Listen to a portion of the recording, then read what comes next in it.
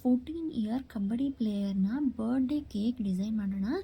So hello everyone, welcome to Ridhi's recipes. ಇದು 1 kg cake ಆಗಿದ್ದರಿಂದ 2 ಕಪ್ನಷ್ಟು ವೆನಿಲಾ ಪ್ರಿಮಿಕ್ಸ್ ತೊಗೊಂಡಿದ್ದೀನಿ. ಇದಕ್ಕೆ 2 ಟೇಬಲ್ ಸ್ಪೂನಷ್ಟು ಆಯಿಲ್ ಹಾಕ್ಕೊಂಡಿದ್ದೀನಿ. ನೋಡಿ, ಟೇಬಲ್ ಸ್ಪೂನ್ ಇದು ಟೀ ಸ್ಪೂನು, ಇವೆರಡಕ್ಕೂ ಡಿಫ್ರೆನ್ಸ್ ಇರುತ್ತೆ. ನಾನು ಇಲ್ಲಿ 2 ಟೇಬಲ್ ಸ್ಪೂನಷ್ಟು ಆಯಿಲ್ ಹಾಕ್ಕೊತಾ ಇದ್ದೀನಿ. 1 ಕಪ್ಗೆ 1 ಟೇಬಲ್ ಸ್ಪೂನ್, 2 ಕಪ್ಗೆ 2 ಟೇಬಲ್ ಸ್ಪೂನ್ ಆಯಿಲ್ ಹಾಕ್ಕೊಳ್ಬೇಕಾಗುತ್ತೆ. ಈಗ ಸ್ವಲ್ಪ ನೀರು ಆ್ಯಡ್ ಮಾಡ್ಕೊಳ್ತಾ ಬ್ಯಾಟರ್ ರೆಡಿ ಮಾಡ್ಕೊಳ್ಳೋಣ. ಬ್ಯಾಟರು ತುಂಬ ತಿನ್ನಾಗೂ ಇರಬಾರ್ದು, ತುಂಬ ತಿಕ್ಕಾಗೂ ಆಗಬಾರ್ದು. ಸ್ವಲ್ಪ ನೀರು ಆ್ಯಡ್ ಮಾಡ್ಕೊಳ್ಳಿ. ಜಾಸ್ತಿ ನೀರಾಗೋಗಿ ತಿನ್ನಾಗಾದರೆ ಮೇಲ್ಗಡೆಯಿಂದ ಚೆನ್ನಾಗಿ ಕೆಂಪಗಾಗ್ಬಿಡುತ್ತೆ ಸ್ಪಾಂಜು, ಒಳಗಡೆಯಿಂದ ನೀರಾಗಿರುತ್ತೆ. ಬೇಕಾಗಿರಲ್ಲ ಅದು ಒಳಗಡೆಯಿಂದ, ಮೇಲ್ಗಡೆಯಿಂದ ಮಾತ್ರ ಬೇಕಾಗಿರೋ ಹಾಗೆ ಕಾಣಿಸ್ತಾ ಇರುತ್ತೆ. ಮತ್ತು ನಾವು ತುಂಬ ತಿಕ್ಕಾಗಿ ಮಾಡಿಬಿಟ್ರೆ ಅದೊಂಥರ ಉಬ್ಬಿ ಬಂದು ಮೇಲ್ಗಡೆಯಿಂದ ಒಂಥರ ಸ್ವಲ್ಪ ಎಕ್ಸ್ಟ್ರಾ ಉಬ್ಬಿ ಬಂದು ಬ್ರೇಕ್ ಆಗಿಬಿಡುತ್ತೆ ಮೇಲ್ಗಡೆಯಿಂದ. ಸೊ ಅದು ಕರೆಕ್ಟ್ ನಾವು ಕನ್ಸಿಸ್ಟೆನ್ಸಿ ನೋಡಿಕೊಂಡು ರಿಬ್ಬನ್ ಕನ್ಸಿಸ್ಟೆನ್ಸಿ ಮಾಡ್ಕೊಳ್ಬೇಕಾಗತ್ತೆ. ಈಗ ಒಂದು ಕೇಕ್ ಟಿನ್ ತೊಗೊಂಡಿದ್ದೀನಿ. 1 kg ಕೇಕ್ ಆಗಿದ್ದರಿಂದ 7 ಇಂಚಿದು ಕೇಕ್ ಟಿನ್ ತೊಗೊಂಡಿದ್ದೀನಿ. ಸ್ವಲ್ಪ ಅಗಲವಾಗಿರೋ ಕೇಕ್ ಇದ್ದರೆ ಈ ಡಿಸೈನ್ಗೆ ಚೆನ್ನಾಗಿರುತ್ತೆ ಅಂತ ಇದರಲ್ಲಿ ಸ್ವಲ್ಪ ಎಣ್ಣೆ ಅಪ್ಲೈ ಮಾಡಿಕೊಂಡು ಎಲ್ಲ ಕಡೆ ಗ್ರೀಸ್ ಮಾಡಿಕೊಂಡು ಈ ಲೈನರ್ ಹಾಕ್ಕೊಂಡು ರೆಡಿ ಮಾಡ್ಕೊಂಡಿದ್ದೀನಿ. ಇದಕ್ಕೆ ನಾವು ರೆಡಿ ಮಾಡಿಟ್ಟಿದ್ದಂಥ ಬ್ಯಾಟರ್ ಹಾಕ್ಕೊಳ್ತಾ ಇದ್ದೀನಿ. 1 kg ಕೇಕ್ನ 6 ಇಂಚ್ ಕೇಕ್ ಟಿನಲ್ಲಿ ಕೂಡ ಮಾಡ್ಬೋದು. ಸ್ವಲ್ಪ ಅಗಲ ಕೇಕ್ ಬೇಕಾಗಿದ್ದರಿಂದ 7 ಇಂಚಿದು ಕೇಕ್ ಟಿನ್ ತೊಗೊಂಡಿದ್ದೀನಿ. ಈ ರೀತಿ ಬ್ಯಾಟರ್ ಎಲ್ಲ ಹಾಕ್ಕೊಂಡು ಸ್ವಲ್ಪ ಟ್ಯಾಪ್ ಮಾಡ್ಕೊಳ್ಬೇಕಾಗತ್ತೆ. ಈಗ ಮೊದಲೇ ಪ್ರೀ ಹೀಟ್ ಮಾಡಿಟ್ಟಿದ್ದಂತಹ ಓವನಲ್ಲಿ ಇದನ್ನು ಬೇಕ್ ಮಾಡೋಕ್ಕೆ ಇಟ್ಟಿದ್ದೀನಿ. ಒಂದು 25 to 30 ಮಿನಿಟ್ಸ್ ಆಗೋಷ್ಟರಲ್ಲಿ ಬೇಕಾಗುತ್ತೆ. ಅಷ್ಟರಲ್ಲಿ ನಾವು ಸ್ವಲ್ಪ ಕ್ರೀಮ್ ವಿಪ್ ಮಾಡ್ಕೊಳ್ಳೋಣ. ಇದು ವಿಪ್ಪಿಂಗ್ ಕ್ರೀಮ್ ಅಂತೀವಿ ಇದನ್ನು, ನಾನ್ ಡೈರಿ ವಿಪ್ಪಿಂಗ್ ಕ್ರೀಮ್ ಇದು 1 ಕಪ್ ಅಷ್ಟು ವಿಪ್ಪಿಂಗ್ ಕ್ರೀಮ್ ತೊಗೊಂಡಿದ್ದೀನಿ. ಈ ಕೇಕಲ್ಲಿ ಜಾಸ್ತಿ ಏನೂ ಡಿಸೈನ್ ಇರಲಿಲ್ಲ, ಅಂದರೆ ಕ್ರೀಮ್ ಕೆಲಸ ಏನೂ ಜಾಸ್ತಿ ಇರಲಿಲ್ಲ. ಸೊ 1 ಕಪ್ ಕ್ರೀಮ್ ತೊಗೊಂಡಿದ್ದೀನಿ, ಸಾಕಾಗುತ್ತೆ. ಈಗ ಇದು ಬೀಟರ್ ಅಂತೀವಿ ಇದನ್ನು, ಎಲೆಕ್ಟ್ರಿಕ್ ಬೀಟರು. ಇದರಲ್ಲಿ 1 2 3 4 5 ಅಂತ 5ವರೆಗೂ ನಂಬರ್ಸ್ ಇರುತ್ತೆ. ಫಸ್ಟು ಸ್ಟಾರ್ಟಿಂಗಲ್ಲಿ 1ನೇ ನಂಬರಿಂದ ನಾವು ಬೀಟ್ ಮಾಡ್ಕೊಳ್ತಾ ಹೋಗಬೇಕಾಗುತ್ತೆ. ಫಸ್ಟು ಸ್ಲೋ ಅಲ್ಲಿ ಬೀಟ್ ಮಾಡ್ಕೊಳ್ತಾ ಆಮೇಲೆ ರೈಸ್ ಮಾಡಬೇಕಾಗುತ್ತೆ. ಕೊನೆಗೆ 5 ನಂಬರ್ ಮೇಲೆ ಬಂದು ಫಾಸ್ಟ್ ಬೀಟಿಂಗ್ ಆಗುತ್ತೆ. ಅಲ್ಲಿ ಬೀಟ್ ಮಾಡಬೇಕಾಗುತ್ತೆ. ಅಲ್ಲಿ ಬೀಟ್ ಮಾಡಿದಾಗ ನಮ್ಮ ಕ್ರೀಮು ಚೆನ್ನಾಗಿ ವಿಪ್ ಆಗುತ್ತೆ. ಫಸ್ಟ್ 1 ನಿಮಿಷದವರೆಗೂ ಅಥವಾ 30 ಸೆಕೆಂಡ್ಸಿಂದ ಸ್ಟಾರ್ಟ್ ಮಾಡ್ಕೊಳ್ಳಿ. 30 ಸೆಕೆಂಡ್ಸಿಂದ ರೈಸ್ ಮಾಡ್ಕೊಳ್ತಾ ಹೋಗಿ 1 2 3 4 5ವರೆಗೂ. 5 ರೀಚ್ ಆದಮೇಲೆ ಅದೇ ಲೆವೆಲಲ್ಲೇ ಫುಲ್ ಕ್ರೀಮ್ ಬೀಟ್ ಮಾಡಬೇಕಾಗುತ್ತೆ. ಈ ಬೀಟರ್ ನೀವು ತೊಗೊಳ್ಳೋದಾದರೆ 300 ವ್ಯಾಟ್ಸ್ಗಿಂತ ಜಾಸ್ತಿ ಇರಬೇಕು ಅಂತ ಬೀಟರ್ ತೊಗೊಳ್ಳಿ. ಎಲೆಕ್ಟ್ರಿಕ್ ಬೀಟರ್ ಸೆಲೆಕ್ಟ್ ಮಾಡ್ಕೊಳ್ಬೇಕಾದ್ರೆ ಇದ್ರದ್ದು ಪವರ್ ಚೆಕ್ ಮಾಡ್ಕೊಂಡು ತೊಗೊಳ್ಳಿ. ಅಂದರೆ 300 ವ್ಯಾಟ್ಗಿಂತ ಜಾಸ್ತಿ ಇರಬೇಕು, ಗೊತ್ತಾಯ್ತಲ್ಲ. ಈಗ ಬೀಟ್ ಮಾಡ್ಕೊಳ್ತಾ ಇದ್ದೀನಿ ಕ್ರೀಮ್ನ. ಈಗ ಇನ್ನೂ ಬೀಟ್ ಆಗಲಿಲ್ಲ, ಸುಮಾರು ಒಂದು 7-8 ನಿಮಿಷ ಆದರೂ ಆಗುತ್ತೆ. ನೋಡಿ, ಈಗ ಬೀಟ್ ಆಗಿದ್ದಂಗೆ ಅನಿಸ್ತಾ ಇದೆ. ಈ ಥರ ಪೀಕ್ಸ್ ಸಿಗ್ತಾ ಇದೆ ನಮಗೆ, ಬಟ್ ಅದಿನ್ನೂ ಅಲ್ಲಾಡ್ತಾ ಇದೆ. ನೋಡಿ, ಈ ರೀತಿ ಕ್ರೀಮ್ ಕೈಯಲ್ಲಿ ಎತ್ಕೊಂಡಾಗ ಅಲ್ಲಾಡಿದ್ರೆ ಇನ್ನೂ ಆಗಿಲ್ಲ ಅಂತ. ಈಗ ಬೀಟ್ ಆಗಿದೆ, ಸುಮಾರು 7ರಿಂದ 8 ನಿಮಿಷ ಆಗೋವರೆಗೂ ಬೀಟ್ ಆಗುತ್ತೆ. ಈಗ ನೋಡಿ, ಈ ಪಾತ್ರೆನ ನಾವು ರಿವರ್ಸ್ ಮಾಡಿದ್ರೂ ಅದು ಕ್ರೀಮ್ ಕೆಳಗಡೆ ಬೀಳೋದಿಲ್ಲ. ಮತ್ತು ನಾವು ಅದನ್ನು ಹೊರಗಡೆ ತೆಗ್ದಾಗ ನಮ್ಗೆ ಒಂದು ಸ್ವಲ್ಪ ಟೈಟ್ ಅಂತ ಅನಿಸುತ್ತೆ. ಆಗ ಕ್ರೀಮ್ ಬೀಟ್ ಆಗಿದೆ ಅಂತ ನಮಗೆ ಗೊತ್ತಾಗುತ್ತೆ. ಈಗ ಸ್ಪಾಂಜು ರೆಡಿ ಆಗಿದೆ, ಮತ್ತು ಒಂದು ಸ್ವಲ್ಪ ತಣ್ಣಗೆ ಮಾಡೋಕ್ಕೆ ಇಟ್ಟಿದ್ದೆ. ತಣ್ಣಗೆ ಕೂಡ ಆಗಿದೆ. ಅದೀಗ ತಣ್ಣಗಾದ್ಮೇಲೆ ನಾವು ಕೇಕ್ ಟಿನಿಂದ ಹೊರಗಡೆ ತೆಗಿಬೇಕಾಗುತ್ತೆ. ಇಲ್ಲಾಂದರೆ ಅರ್ಧ ಕೇಕ್ ಒಳಗಡೆ ಇರುತ್ತೆ, ಅರ್ಧ ಕೇಕ್ ಹೊರಗಡೆಗೆ ಬರುತ್ತೆ. ಇದು ಲೈನರು. ಈ ಲೈನರ್ನ ಫಸ್ಟ್ ರಿಮೂವ್ ಮಾಡ್ಕೊಂಡ್ಬಿಡಿ. ನಾನು ಫಸ್ಟ್ ಕೇಕ್ ಮಾಡಿದಾಗ ಒಂದ್ಸಲ ಕಸ್ಟಮರ್ಗೆ ಆ ಲೈನರ್ ಜೊತೆಲೇ ಕೊಟ್ಬಿಟ್ಟಿದ್ದೆ. ಅವರು ಪಾಪ ಕಟ್ ಮಾಡೋಕ್ಕೆ ಹೋಗಿದ್ದಾರೆ, ಕೇಕ್ ಕಟ್ ಆಗ್ತಾಯಿಲ್ಲ ಯಾಕೆ ಅಂತ. ಆಮೇಲೆ ಕೊನೆಯಲ್ಲಿ ಗೊತ್ತಾಯಿತು, ಕೆಳಗಡೆ ಹಾಕಿದ್ದು ಎಕೋಬೇಕ್ ಲೈನರ್ ಇರುತ್ತಲ್ಲ, ಅದು ಅದರಲ್ಲೇ ಬಟರ್ ಪೇಪರ್ ಅಥವಾ ಲೈನರ್ ಇರುತ್ತಲ್ಲ, ಅದು ಅದರಲ್ಲೇ ಬಿಟ್ಬಿಟ್ಟಿದ್ದೆ. ಅಂದರೆ ಸ್ಟಾರ್ಟಿಂಗ್ ಕಲಿಯೋ ಇದರಲ್ಲಿ ಕೇಕ್ ರೆಡಿ ಮಾಡೋದೊಂದು ಇಂಟ್ರೆಸ್ಟ್ ಇರುತ್ತೆ, ಕೇಕ್ ರೆಡಿ ಆಗಿಬಿಡಬೇಕು ಅಂತ. ಏನು ಮಾಡೋದೋ ಏನಿಲ್ವೋ ಒಂದು ಗೊತ್ತಿಲ್ಲ. ಇವಾಗ ಪಕ್ಕ ಕರೆಕ್ಟಾಗಿ ಗೊತ್ತಿದೆ. ಫಸ್ಟ್ ಕೇಕ್ ಬೋರ್ಡ್ ಮೇಲೆ ಇಟ್ಕೊಳ್ಳೋಕೆ ಮುಂಚೆನೇ ಆ ಬಟರ್ ಪೇಪರ್ ರಿಮೂವ್ ಮಾಡ್ಕೊಂಡ್ಬಿಡ್ತೀನಿ. ಒಂದು ಸಲ ತಪ್ಪು ಮಾಡಿದ್ರೆ ತನಗೆ ಚೆನ್ನಾಗಿ ಗೊತ್ತಾಗೋದು. ನಾವು ಮಾಡಿರೋ ತಪ್ಪು ನಾವೇ ತಿದ್ಕೊಳ್ಳೋದು ಹೀಗೆ ಅಲ್ವಾ ಫ್ರೆಂಡ್ಸ್. ಈಗ ಮೇಲ್ಗಡೆ ಡೂಮ್ ಶೇಪ್ ಬಂದಿತ್ತು, ಅದನ್ನು ಫಸ್ಟ್ ರಿಮೂವ್ ಮಾಡ್ಕೊಂಡಿದ್ದೀನಿ. ಸ್ವಲ್ಪ ಡೂಮ್ ಶೇಪ್ ಬಂದೇ ಬರುತ್ತೆ. ನೀವು ಯಾವ ರೀತಿ ಬೇಯಿಸಿದ್ರು ಒಂಚೂರು ಡೂಮ್ ಶೇಪ್ ಬಂದಿರುತ್ತೆ. ಅದನ್ನು ರಿಮೂವ್ ಮಾಡಿಕೊಂಡು ಮತ್ತು ಇದನ್ನು 3 ಲೇಯರ್ ಆಗಿ ಕಟ್ ಮಾಡ್ಕೊಳ್ತಾ ಇದ್ದೀನಿ. ಚಾಕುನ ಹಿಂದೆ ಮುಂದೆ ಮಾಡ್ಕೊತಾ ಹೋದರೆ ಈ ರೀತಿ ಲೇಯರ್ಸ್ ನೀಟಾಗಿ ಕಟ್ ಆಗುತ್ತೆ. ದಾರದ ಸಹಾಯದಿಂದ ಕೂಡ ಕಟ್ ಮಾಡ್ಬೋದು. ನಾನು ನಿಮಗೆ ಮುಂದೆ ಯಾವುದಾದ್ರೂ ಒಂದು ವೀಡಿಯೋದಲ್ಲಿ ದಾರದಿಂದ ಯಾವ ರೀತಿ ಕಟ್ ಮಾಡೋದು ಅಂತ ತೋರಿಸ್ತೀನಿ.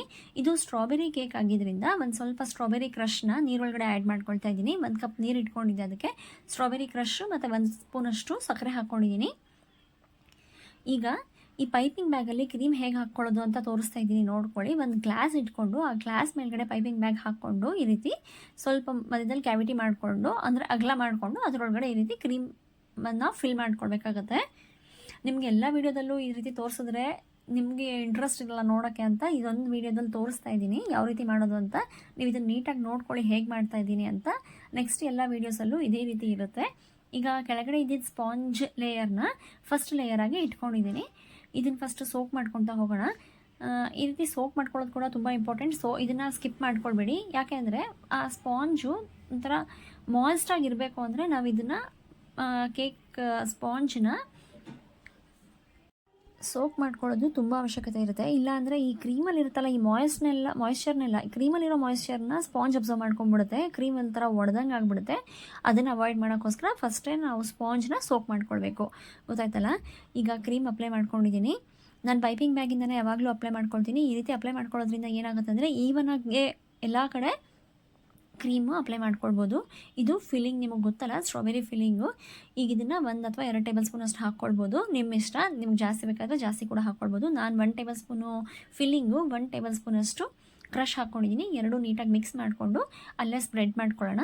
ಅದನ್ನು ಕ್ರೀಮ್ ಜೊತೆ ಮಿಕ್ಸ್ ಮಾಡ್ಕೊಳ್ಳೋದು ಕೂಡ ತುಂಬ ಅವಶ್ಯಕತೆ ಇರುತ್ತೆ. ಯಾಕೆಂದರೆ ಅದೊಂದು ಸ್ವಲ್ಪ ನೈಸ್ ಆಗಿರುತ್ತಲ್ಲ, ಅಂದರೆ ಸಿಲ್ಕಿ ಆಗಿರುತ್ತೆ. ಅದ್ರ ಮೇಲ್ಗಡೆ ನಾವು ಇನ್ನೊಂದು ಸ್ಪಾಂಜ್ ಇಟ್ಟಾಗ ಅದು ಸ್ಲಿಪ್ ಆಗೋ ಚಾನ್ಸಸ್ ಇರುತ್ತೆ.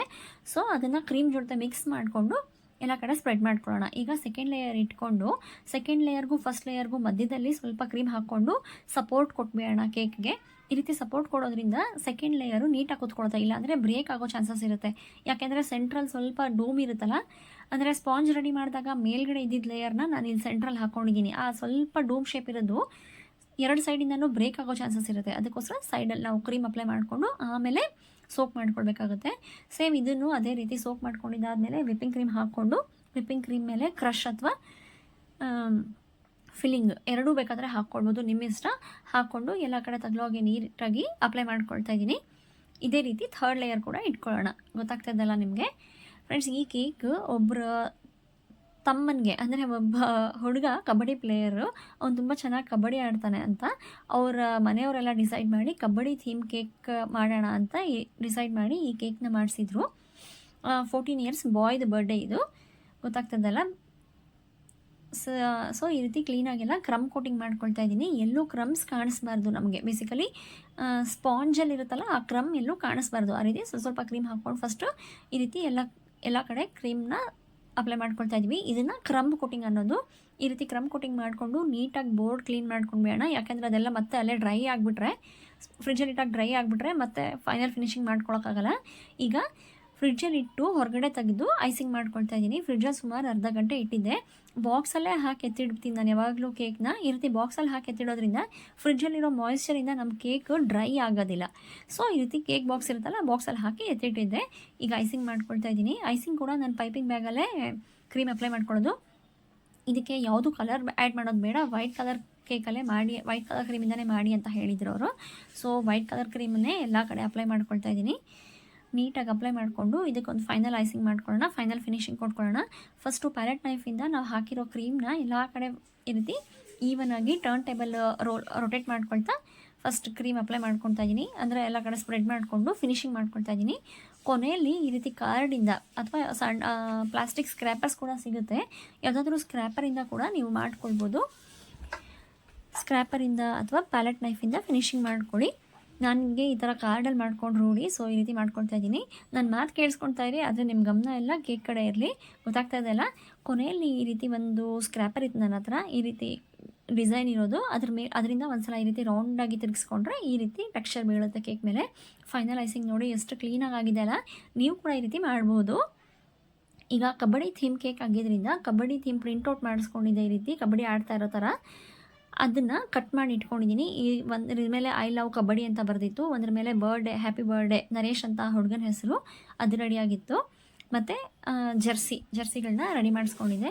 ಒಂದು 3-4 ಜನ ಹುಡುಗರ ಫೋಟೋ ಇತ್ತು, ಅಂದರೆ ಕಬಡ್ಡಿ ಪ್ಲೇಯರ್ಸೇ.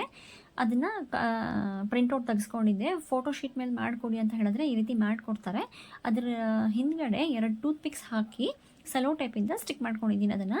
ಅಂದರೆ ನಾವು ಅದನ್ನು ನೀಟಾಗಿ ನಿಲ್ಸೋಕ್ಕಾಗುತ್ತೆ ಕೇಕ್ ಒಳಗಡೆ ಅಂತ. ಗೊತ್ತಾಗ್ತದಲ್ಲ? ಇದ್ರ ಮೇಲೆ ಹ್ಯಾಪಿ ಬರ್ಡೇ ನರೇಶ್ ಅಂತ ಬರೆಸಿದ್ದೆ. ಅದನ್ನು ಕೂಡ ಈ ರೀತಿ ಮುಂದ್ಗಡೆ ಇಡ್ತಾ ಇದ್ದೀನಿ. ಇದರಲ್ಲಿ ಐ ಲವ್ ಕಬಡ್ಡಿ ಅಂತ ಬರೆದಿದ್ದೆ, ಅದನ್ನು ಮುಂದ್ಗಡೆ ಪ್ಲೇಸ್ ಮಾಡ್ತಾ ಇದ್ದೀನಿ. ಇದು ಜರ್ಸಿ, ಅದ್ರ ಮೇಲ್ಗಡೆ 1 ಅಂತ ಬರೀರಿ ಅಂತ ಹೇಳಿದ್ದ ಅವನು. ಮತ್ತು ಆ ಹುಡುಗನ ಹೆಸರು ಕೂಡ ಬರೆಸಿದ್ದೀನಿ. ಬ್ಯಾಕ್ ಸೈಡಲ್ಲಿ ಹೆಸರು ಮತ್ತು ನಂಬರ್ 1 ಅಂತ ಬರೆದಿದ್ದೀನಿ. ಮತ್ತು ಇದು ಕ್ಲಾಕ್. ಇದ್ರದ್ದು ಕಬಡ್ಡಿಗೆ ಏನು ರಿಲೇಷನ್ನೋ ನಂಗೆ ಗೊತ್ತಿಲ್ಲ ಇದ್ರದ್ದು. ಮೋಸ್ಟ್ಲಿ ಟೈಮ್ ನೋಡ್ಕೊಂಡು ಆಟ ಆಡೋದಲ್ವ ಇದು, ಅದಕ್ಕೋಸ್ಕರ ಕ್ಲಾಕ್ ಇರಬೇಕು. ಇದು ಶೂಸು. ಈಗ ಎಲ್ಲ ನೀಟಾಗಿ ಪ್ಲೇಸ್ ಮಾಡ್ಕೊಂಡು ಇದಾಯಿತು. ಇಲ್ಲಿ ನೋಡಿ ಫ್ರೆಂಡ್ಸ್, ಒಂದು ತಪ್ಪು ಮಾಡಿದ್ದು ನಾನು. ಅಂದರೆ ತಪ್ಪಲ್ಲ, ಯಾಕೋ ನಂಗೆ ಬೋರ್ಡ್ ಅನಿಸ್ತಾ ಇತ್ತು. ಅಂದರೆ ಏನೋ ತುಂಬ ಪ್ಲೇನ್ ಆಗಿದೆ ಕೇಕ್ ಅನಿಸ್ತಾ ಇತ್ತು.